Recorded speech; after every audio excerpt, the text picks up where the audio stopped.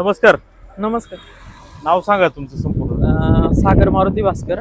मी विठ्ठलवाडीचा आहे आणि काल संध्याकाळी ॲक्च्युली मी कामावरून जात असताना 8:45-9च्या दरम्यान बिबट्याने माझ्यावर म्हणजे अमरापूरच्या समोर गेलं का जाधव वस्तीच्या जवळ बिबट्याने हल्ला केला. म्हणजे ते थोडक्यावरून वाचलो. गाडी जोरात पळवल्यामुळं थोडंसं नख खरचटलं पायाला. आणि ह्या आत्ताच्या ह्या एवढ्या हीच गाडी होती का तुमची? हो, हीच गाडी होती. तुम्ही कुठून म्हणजे जुन्नरवरून तिकडे चालले होते? हो, जुन्नरवरून घरी चाललो होतो आणि फोटो पण आहे माझ्याकडे. पॅन्ट पण फाटली माझी त्याच्यामध्ये. तिथं काय बिबट्याने काय पाठलाग केला का? नाही, त्यांनी जशी उडी मारल्यानंतर मी घाबरल्यानंतर मग गाडी जोरात पळवली. मग पुढे पळवल्यानंतर मी मागं बघितलंच नाही, डायरेक्ट चौकात जाऊनच थांबलो.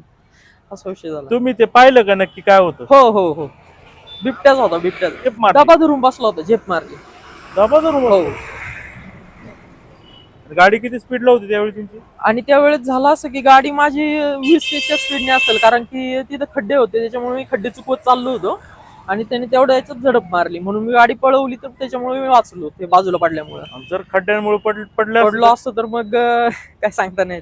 कुठं लागले दाखवतो का? पायाला लागले, जास्त नाही लागलं. हा, अच्छा. इथं एक नख खरचटले फक्त.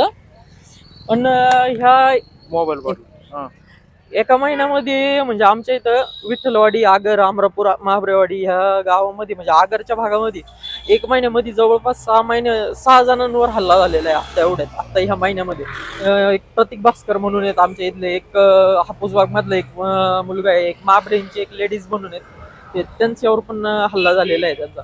इथून मागे लांबून पाहिला होता डोळ्यासमोर, पण आज स्वतः डायरेक्ट अंगावर आलाय म्हटल्यावर भीती जर वाटणारच.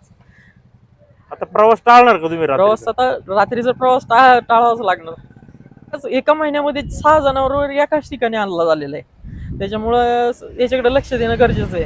मला वाटतं 2 दिवस आधी महाबरेवाडीमध्ये एक जणांनी बघितला होता आणि त्याची व्हिडिओ पण आहे आपल्याकडे.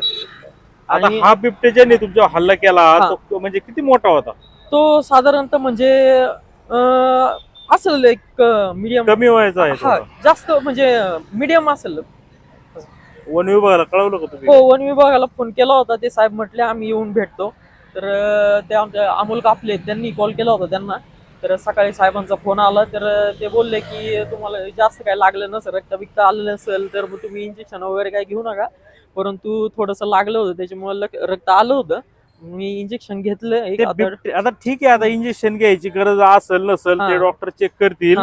आता ते बिबटे, आता तुम्ही म्हणता का 6 जण हल्ले झाले तिथं, मग पिंजरे वगैरे लावतात का? नाही, पिंजरे लावलेलेच, पण नेमकं ज्या ठिकाणी माझ्यावर हल्ला झाला ना त्याच्या जवळच पिंजरा लावलेला आहे. म्हणजे पिंजऱ्यात शेजारून बिबट्या जातोय पण पिंजऱ्यात जात नाहीये. हुशार झाले बिबटे, अवघड झालं. आपण पाहू शकता जुन्नर विठ्ठलवाडी आगारी वाघ.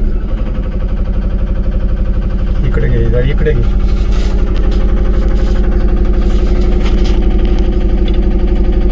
बसला ठीक आहे. थोडी पुढे पुढे साईडला महाबरवाडी कुमशेत रोडवरती वाघोबांचं आगमन. आणि बघा वस्तू कशी. थांब, तुला कॅमेरा दाखव. 2 मिनिट थांब. दिसते का तुला? एवढा ओम करतो.